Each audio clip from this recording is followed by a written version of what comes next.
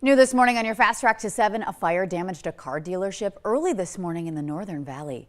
Grand Forks firefighters were called to the business in the 2400 block of Gateway Drive just after midnight. That's where they found flames and smoke coming from the building. Fire damage is isolated to the back of the building. No word on the cause yet. Cass County Electric hopes to have power back on by the end of the week for everyone impacted by last week's ice storm. And that means about 570 customers, mostly in Barnes County. More than 100 linemen from over 14 different power cooperatives across the area are still on the job, working those long hours. Damage now estimated at $3 to $4 million within the state. Well, we can usually count on January snow in Minnesota, but not this year. The lack of snow forcing the cancellation of the longest sled dog race in the lower 48. The 2024 John Bear Grease Sled Dog Marathon won't run this year. Organizers say they made the tough decision for the safety of the dogs, mushers, and volunteers and will not reschedule this season because of the unpredictable nature of this winter. The 300-mile race from Duluth to Grand Portage began in 1980. The last time it was canceled because of lack of snow was in 2012.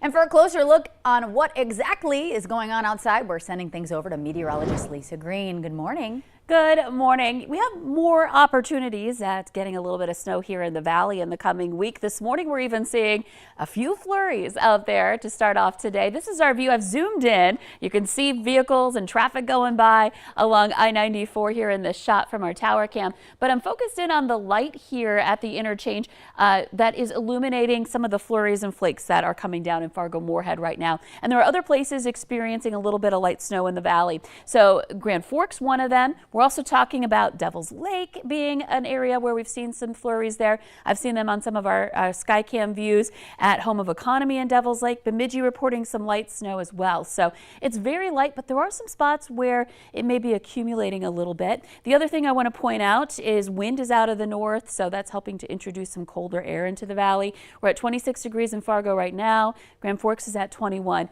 but those temperatures are likely to not rise or even dip a little bit more as we go through the day today, even with daytime heating that we would typically expect to see. That overall northerly flow will keep those temperatures down. Here's a look at the radar. You can see some areas where we're not getting much snow at all, and then other spots where we've got those flakes indicated on the radar a little bit better, especially in Nelson County there, and that is all driving southward, and you can see perhaps more flurries making their way through the FM area as we head into the next hour or so. Eventually this does move on. It drops southward, and we're looking at quieter weather today. Out at the bus stop this morning, don't let these temperatures fool you. Temperatures are in the teens and 20s, but we've got that wind, and so wind chills are going to be more into the single digits in some spots, so the kids might want that heavier parka this morning, and especially into the afternoon too as our temperatures continue to slide. We'll get some sunshine coming up here for today, and then as we take a look at our planner through the next 11 days, we recover our temperatures a little bit heading toward the weekend into the 20s, and that'll be when we see our next chance for some light snow, perhaps a little light measurable snow. And then, of course, we've been warning about this, the much colder air moving into next week as well. So winter, it's making a comeback here in the valley. Time to start layering up, everybody. That's right. Find the shovels, too. You might need them here in the next 11 days. Oof. Tough luck. Thank you, Lisa.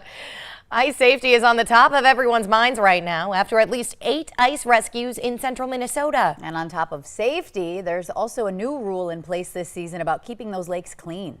Valley News Team's Anna Ballweber reporting on the new Minnesota law about trash and waste while on the ice. Lakes country, a term Otter Tail County does not take lightly.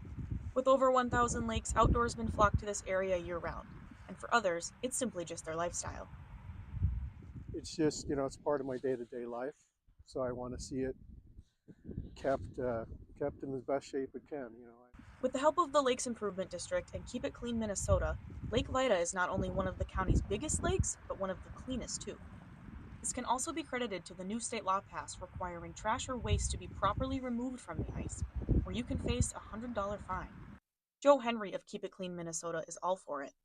It's like if you're in a neighborhood and there's nobody around and you come to a stop sign, most of us still stop because we know if we don't, we're trained we could get a ticket, right?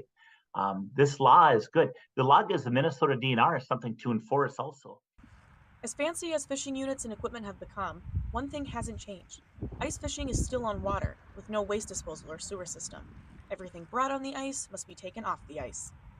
But, even to me, this is not a heavy lift. This is something that we potentially should have been doing all along.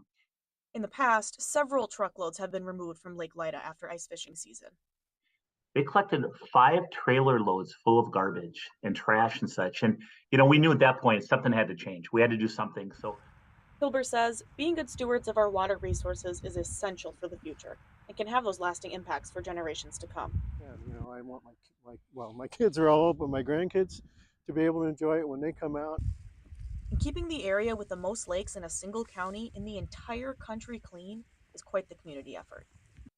Reporting in Otter Tail County, Anna Ballweber, Valley News Live. The Lida Improvement District has applied for a grant to use geofencing, meaning that anyone going on the lake would receive waste regulation reminders right on their phones. Elm Street in North Fargo now back open after a rare December flood over the New Year holiday weekend. The Red River crested Sunday morning at just over 18 feet, which is the lower end of a minor flood stage. The National Weather Service issued its first ever December flood alert last week after rain over Christmas weekend. A Moorhead woman could be facing additional charges after police say she hit a semi that was pulled over on I-29 in South Fargo. The North Dakota Highway Patrol says the semi driver was on the shoulder of the road near the 52nd Avenue exit with hazard lights on yesterday morning when 23-year-old Rachel Kruger veered onto the shoulder and hit the trailer. She suffered minor injuries, but her passenger is seriously injured and had to be cut out of that vehicle. The semi driver was not in his vehicle and was not hurt. Police are confirming that a New Year's Eve shooting in South Moorhead was self-inflicted and accidental. They say the 17-year-old shot himself while walking with a concealed weapon. He was not seriously hurt, but will likely be facing criminal charges for the concealed gun. They've shut down the old Moorhead High School and will tear it down this year, but you can get a piece of it during an online auction that's underway. Bidding started yesterday and goes until next Wednesday, the 10th. There are more than 1,200 items to remember the school by that you can take home, including kitchen, classroom, office equipment, musical instruments, and even some microscopes. To browse or bid, check out the McLaughlin Auctioneers website. There's also a link on the Moorhead School's Facebook page. McLaughlin Auctioneers also running an online auction for the Old Mexican Village restaurant in downtown Fargo. That's where you can find lots of kitchen equipment available, along with tables, chairs, dining booths, and even lighting fixtures. Or how about going big and trying for that sign from out front or the fountain that was in the middle of the dining room? Last we checked early this morning, someone had $25 for the sign. There were no bids on the fountain, though. The Mexican Village auction goes until January 15th. All right, that's a steal. Yeah. Better head on over there. The Today Show and CBS Mornings just about to start. The Valley Today rolling on after this, though. Thank you all so much for waking up and joining us here on the Valley Today. My name is Ashlyn Hill. And I'm Alex Larson. Thank you.